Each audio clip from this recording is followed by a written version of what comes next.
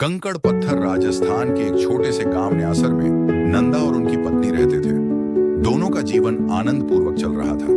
नंदा गृहस्थ थे, तो भी लोभ, काम और क्रोध छू भी नहीं पाते थे। 2-3 घरों में भिक्षाटन करते, उससे जो 2 मुट्ठी चावल और आटा मिल जाता, उससे वे अपना और अपनी धर्मपत्नी सरस्वती देवी का पोषण कर लेते और दिन भर लोक सेवा के कार्यों में जुटे रहते। एक दिन झुंझुनू के चौधरी तन्विक ने महाराज कृष्णदेव राय से कहा, राजन, नंदा गृहस्थ होकर भी राजा जनक की तरह विकार मुक्त है। दिन भर बेचारे पिछड़ों को ज्ञान दान देने, कष्ट पीड़ितों की सेवा करने में लगे रहते हैं। स्वार्थ की बात उनके मन में ही नहीं आती।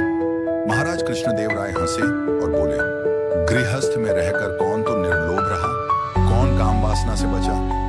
यदि गृहस्थ में ऐसा संभव हो जाए तो संसार के सभी व्यक्ति अपना मनुष्य शरीर सार्थक न कर लें।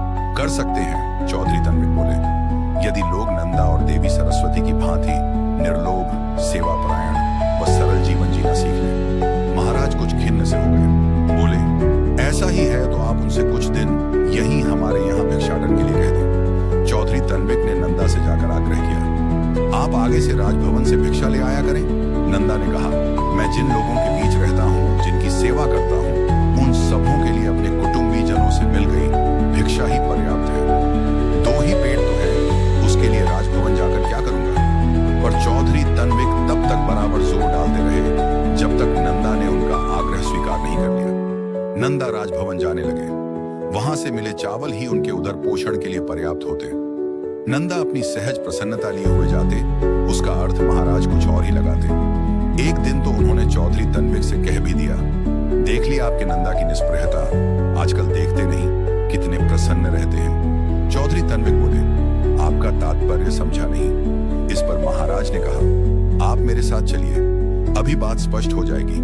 महाराज चौधरी तन्विक के साथ नंदा के घर पहुंचे। देखा उनकी धर्मपत्नी चावल साफ कर रही है। महाराज ने पूछा, बहन, ये क्या कर रही हो। इस पर वे बोली, आजकल न जाने कहां से भिक्षा लाते हैं, इन चावलों में कंकड़ पत्थर भरे पड़े हैं। यह कहकर उन्होंने अब तक बीने कंकड़ उठाए और बाहर की तरफ इन्हें फेंकने चल पड़ी।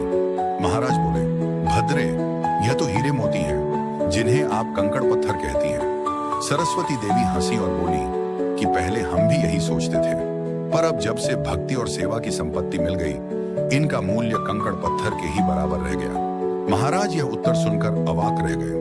वे आगे और कुछ न बोल सके। शिक्षा जीवन में व्यक्ति ईमानदार, निडर, स्वाभिमानी हो तो वो कभी भी किसी प्रकार के लालच या भ्रष्टाचार के दलदल में नहीं फंसेगा।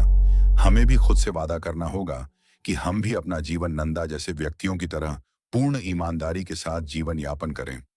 सदैव प्रसन्न रहिए, जो प्राप्त है वो पर्याप्त है।